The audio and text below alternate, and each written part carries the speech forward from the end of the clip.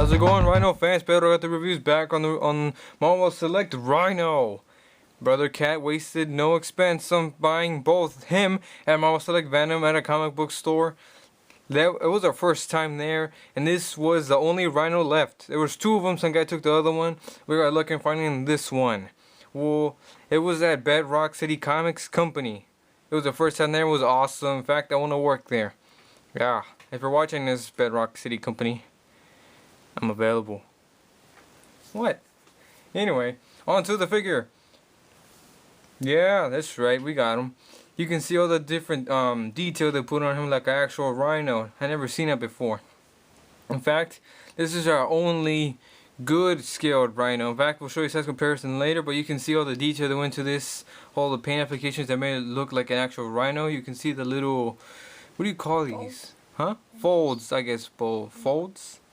Wrinkles, right? Wrinkles on the back. You can see it looks Rhino textured, I guess. I wouldn't know what a Rhino looks like up close, but this is as close as I'm ever gonna get. You can see the little pupils on his mask of the actual Rhino. You can see all the detail on the horn. Yeah, you can look at that. Optimus Prime mentioned it before, but this is just awesome up close. And you get to see all the little like scratches and the paint applications of brown, I guess, from like wear, of going through walls or weathering. Yeah, weathering. You can see the detail on the face. Now the yellow that is supposed to be in the teeth isn't as noticeable as I thought it was, for example, on the camera, unless you're really close up on it. And I thought it was be more noticeable than it was, I mean, from watching other reviewers.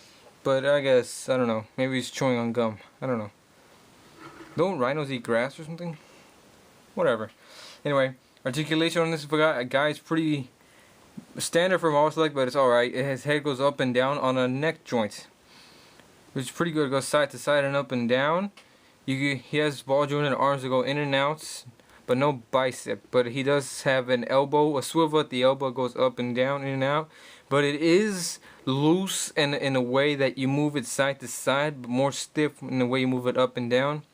The wrists as well are all more, what did I just call it right now? Loose? Yeah, more loose. You can just easily rotate these things. He has a torso joint that goes side to side, up and down, and side to side.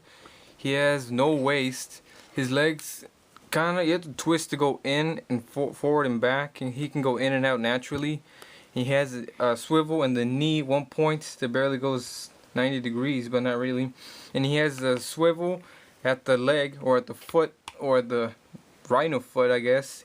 And an ankle pivot. Optimus Prime can get, yeah. And he's really heavy. In fact, Brother Cat just hurt his hands just carrying him right now. Yeah. Yeah. You can see the detail on his Rhino feet, Optimus Prime. That's right.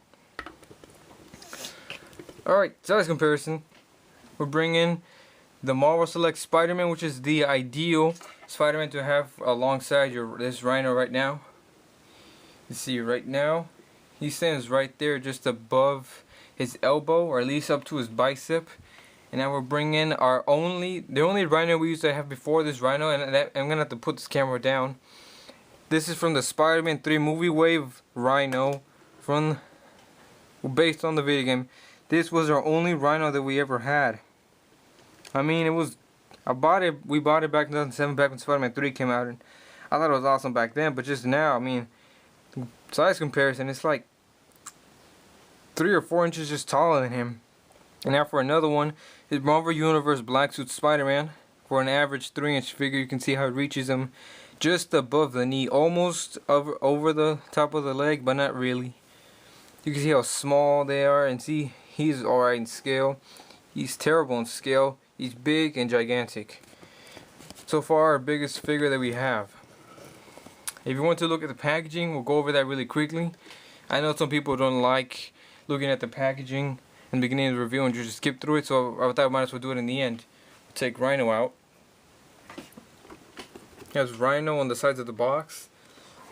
What I don't get is it says a special edition action figure, but then it says in highly detailed base. There's no base, but I'm not complaining. I mean, it's full of, the entire figure is a thick plastic of a figure. Alright, it stands just about 9 inches tall. Anyway, Rhino right there at the bottom, breaking through some kind of wall like he does. A picture of Rhino right there looking serious. And a picture of the figure upcoming figures, including Nightcrawler and Storm, what's it called, a comic book of Rhino, and a bio that I'll go through slowly, so you can pause if you want to read it. Alright then. Any last words, Mr. Gato? I'm just gonna say that you should definitely pick up this figure. It will only cost you around $20 depending where you get it. Yeah. Apparently the comic book store we just went recently. Okay, fine. We went to Katie Mills, the Katie Mills comic book store called Heroes World, and their stuff, Marvel Select, costs at $35, and they, too high of a price. In fact, that's what we bought our Amazing Spider-Man for. And then this guy, twice as big, it only cost $25. So I don't know what's up with that. If you live in the Houston area, you've been there, you would know what I'm talking about. Anyway, for a rate, I would give this figure a 9. Yeah, a 9. What would you give it? 10. No, I take it back too. 9.80. Yeah, 9.80. Because the best is still to come. Stay tuned for our Marvel Select Venom review.